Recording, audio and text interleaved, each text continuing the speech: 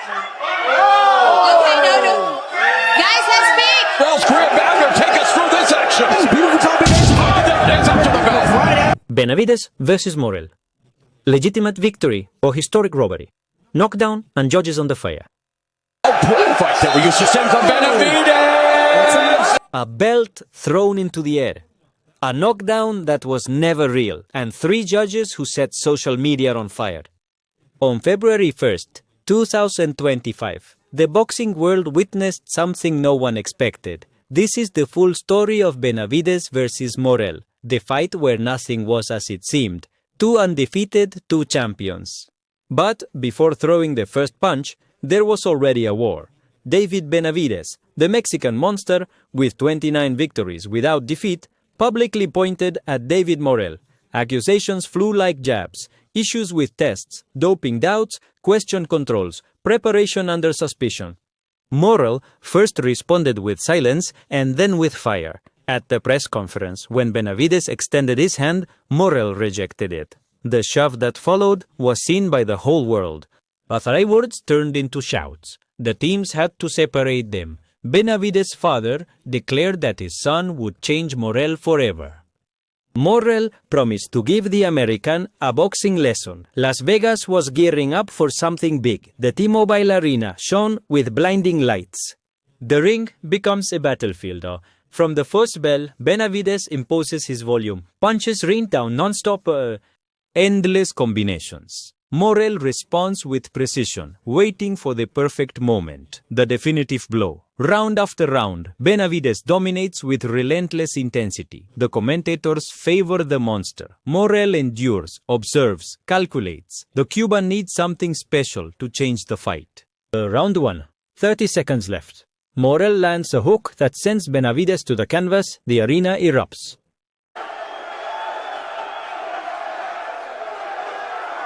For the second time in 30 fights, the undefeated hits the ground. But something doesn't add up. The replays tell a different story. Benavidez stumbles more than he falls from the impact. The networks are on fire. Cheat? Slip? Injustice? The bell rings. Benavidez keeps throwing punches. Morrell, enraged, responds after the bell. A brutal right hand, out of time. The referee doesn't hesitate. Point deducted for Morrell. The earned knockdown evaporates with the penalty. Absolute chaos. 12 rounds end. The judges have the final say. First card, 115 to 111 for Benavidez. Second card, 115 to 111. Benavidez again.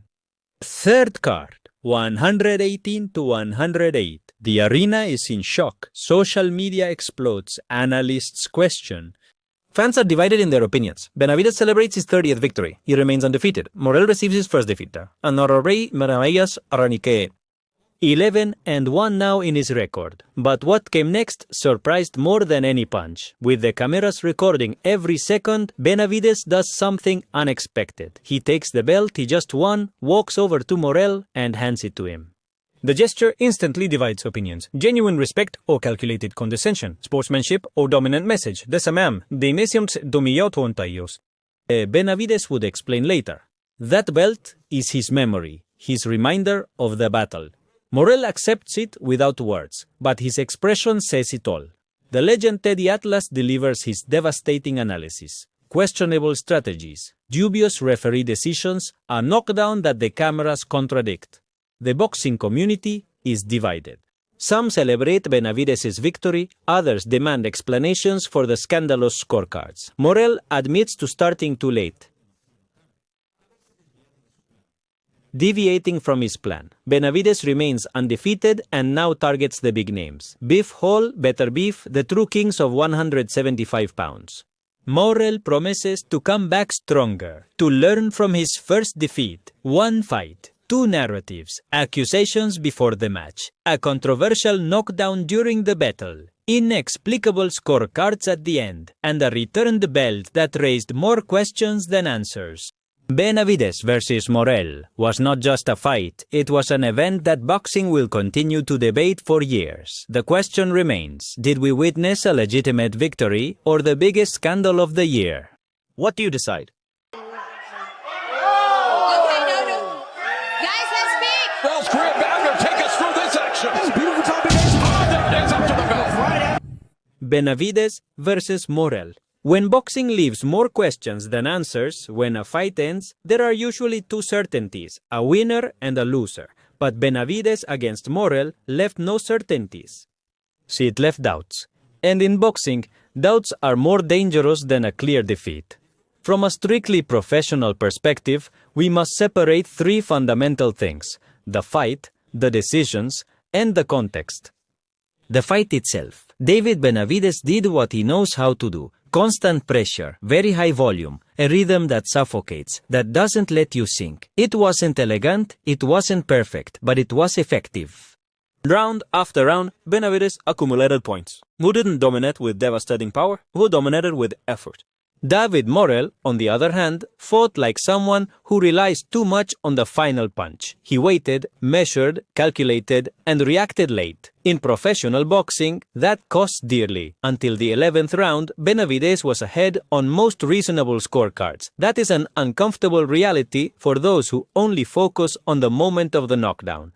The controversial knockdown. Here begins the problem. The punch exists, but the impact does not clearly justify the fall. The replays show imbalance, a stumble, a misstep, not a clean and forceful knockdown. Was it a knockdown? Yes, by regulation and in real time. Was it a fall caused entirely by the punch? That's where the controversy arises. The referee acted based on what he saw at the moment, and that is defensible. What is not defensible is what happened afterward. Morrell's untimely punch was an unforgivable blunder. In a close fight, in a match scrutinized closely, giving away a point was competitive suicide.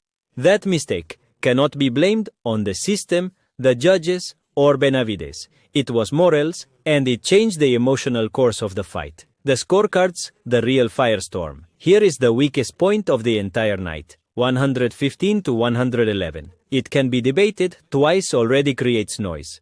But 118 to 108 is not noise. It's an alarm. That scorecard suggests a completely one-sided fight. And that was not what happened in the ring. When a scorecard deviates so much from the general perception, analysts, commentators, audience, it doesn't just harm one boxer, it harms the entire sport. It does not necessarily mean corruption, but it does show disconnection, lack of uniform criteria, and a scoring system that still has not evolved. The returned belt, class, or message. Benavidez's gesture was as powerful as it was controversial. Handing over the belt in front of cameras is not a neutral act. It's a message. For some, it was respect. For others, it was symbolic domination. From a professional perspective, it was both. Benavidez did not humiliate, but neither did he apologize. It was a calculated gesture, aware of its media impact. A modern champion understands that today, images weigh as much as punches. The final analysis. Benavidez won the fight. That cannot be denied. But he did not win it in the decisive way the scorecards tried to sell. Morrell lost, but he was not exposed, he was not widely outclassed, and he did not come out diminished. He lost due to a late strategy, a mistimed error, and a system that does not tolerate doubts. What does this fight leave? It leaves an undefeated Benavidez, yes, but with pending questions against the real elite. Noviande, domende, ayande, Bible, Beterbiev. It leaves Morrell with his first defeat, but also with a narrative of learning and room to come back more complete. And it leaves boxing once again, defending itself against its worst enemy, the lack of credibility in its decisions. Final conclusion. Benavidez against Morrell was not an outright robbery, but neither was it a clean victory in perception. It was a legitimate fight, poorly closed. And when the closure is bad, the story is remembered poorly. That's why this fight will not be remembered for the punches, nor for the knockdown, not even for the belt. It will be remembered for the question that keeps lingering. Did Benavidez win? Yes. Did he convince the world?